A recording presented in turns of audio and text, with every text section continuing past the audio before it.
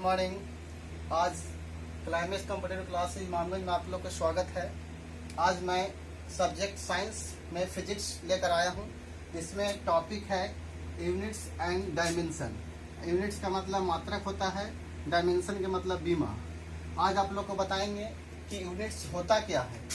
Units से किसी भी भौतिक राशि को मापने के लिए एक मानक मान लिया जाता है, उसी मानक को मात्रक कहा जाता है। जैसे मात्रक दो प्रकार का होता है। पहला होता है मूल मात्रक, मूल मात्रक, इसको फंडामेंटल यूनिट्स बोला जाता है। दूसरा है व्युत्पन्न मात्रक, व्युत्पन्न मात्रक। मूल मात्रक की संख्या 7 होती है, 7 होती है। और व्युत्पन्न मात्रक वैसा मात्रक यानी वैसा मात्रक जो मूल मात्रक पर डिपेंड करता हो, मूल मात्रक पर निर्भर रहता है, निर्भर रहता है, उसे व्युत्पन्न मात्रक कहते हैं। यहाँ पर मूल मात्रक की संख्या 7 है। जैसे सातों की संख्या आप लोग को बताना चाह रहा हूँ। 7 में पहला है लंबाई, लंबाई का होता है मीटर। दूसरा है द्रव्यमान, द्रव्यमान का होता है किलोग्राम। तीसरा है समय, समय का होता है सेकेंड। चौथा है ताप, ताप का होता है केल्विन। पांचवा है पदार्थ की परिमाण, पदार्थ की परिमाण उसका होता है मोल। छठा है ताप, ताप हो गया। छठा है विद्युत धारा,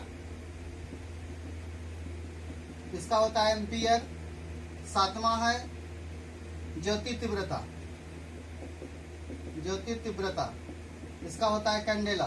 तो यहाँ पे हम देख रहे हैं कि 7 मूल मात्रक होता है। एक बार फिर से रिपीट कर दे रहा हूँ। लंबाई का मीटर होता है, द्रव्यमान का किलोग्राम, समय का सेकेंड, ताप का केल्विन, पदार्थ की परिमाण का मोल और विद्युत धारा का एम्पियर, ज्योति तीव्रता का कैंडेला होता है। तो ये आपका मूल मात्रक की संख्या है जो आप लोग को याद करना पड़ेगा, क्योंकि व्युत्पन्न मात्रक मूल मात्रक पर ही डिपेंड करता है। जब व्युत्पन्न मात्रक हम लोग पढ़ेंगे तो ये सातों का यूज इसमें आएगा। यहाँ लिखा हुआ है कि वैसा मात्रक जो मूल मात्रक पर निर्भर करता है उसे व्युत्पन्न मात्रक कहते हैं। जैसे जैसे है, जैसे में क्षेत्रफल, क्षेत्रफल आपका व्युत्पन्न मात्रक है। इसका फॉर्मूला होता है लंबाई गुने चौड़ाई, अर्थात लंबाई आपका मूल मात्रक है, चौड़ाई भी मूल मात्रक है। तो लंबाई मीटर इंटू मीटर अर्थात मीटर स्क्वायर, ये आपका मूल मात्रक पर डिपेंड किया, इसलिए व्युत्पन्न मात्रक है। उसी प्रकार से आयतन, आयतन, तो आयतन भी हो गया लंबाई गुने चौड़ाई गुने ऊंचाई, मीटर गुने मीटर अर्थात मीटर क्यूब, ये भी व्युत्पन्न मात्रक हुआ। तो ये आपका मूल मात्रक और व्युत्पन्न मात्रक हुआ।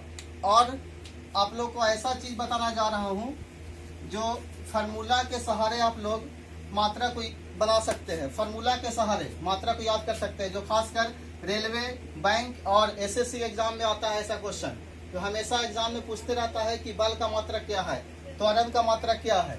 तो फार्मूला के सहारे आप लोग को बताना चाह रहा हूँ कि मात्रक किस प्रकार से याद निकाला जाता है। जैसे मान लिया जाए कि पहला लेते हैं वेग का, वेग, वेग मतलब वेलोसिटी, वेग एक सदिश राशि है। से वेग के फार्मूला होता है विस्थापन बटा समय, ये आपका फार्मूला हुआ। इसी फार्मूला से आपका मात्रक निकलेगा।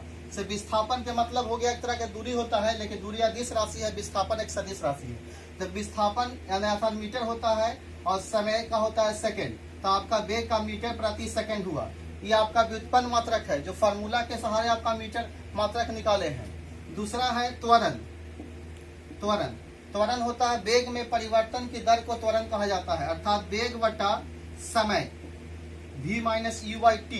तो वेग का हम निकाल चुके हैं मीटर प्रति सेकेंड और टाइम का होता है सेकेंड। तो आपका मीटर सेकेंड इंटू सेकेंड करेंगे तो सेकेंड स्क्वायर। इसको ऐसे भी लिख सकते हैं मीटर सेकेंड के पावर इनवर्स 2 अर्थात मीटर प्रति सेकेंड। तीसरा है वेग त्वरण, उसके बाद बल, बल का होता है फोर्स, फोर्स एफ बराबर फॉर्मूला होता है एम इंटू ए, द्रव्यमान इंटू त्वरण। तो द्रव्यमान का हम बता चुके हैं कि द्रव्यमान एक मूल मात्रक है उसका बताए थे किलोग्राम होता है, और त्वरण का होता है मीटर प्रति सेकेंड स्क्वायर। तो मीटर प्रति सेकेंड स्क्वायर, तो आपका हो जाएगा बल का किलोग्राम मीटर प्रति सेकेंड स्क्वायर। और एक चीज याद रखना कि 1 किलोग्राम मीटर प्रति सेकेंड स्क्वायर बराबर 1 न्यूटन होता है। इसलिए बल का एसआई मात्रक, बल का एसआई यूनिट्स न्यूटन भी होता है, और बल का सीजीएस मात्रक भी होता है। ऐसा सीजीएस मात्रक सभी का होता है। सीजीएस मात्रक बहुत छोटा यूनिट्स होता है। जैसे अगर लंबाई का हम लोग पढ़े हैं कि लंबाई का एसआई मीटर होता है, तो सीजीएस सेंटीमीटर होता है।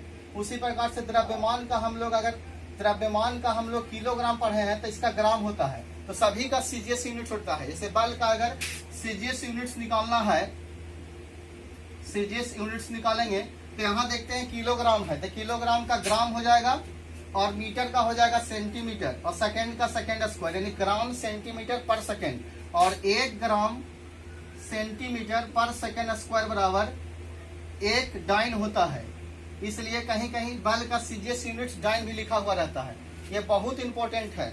और बताना चाह रहा हूं, बल हो गया कार्ज।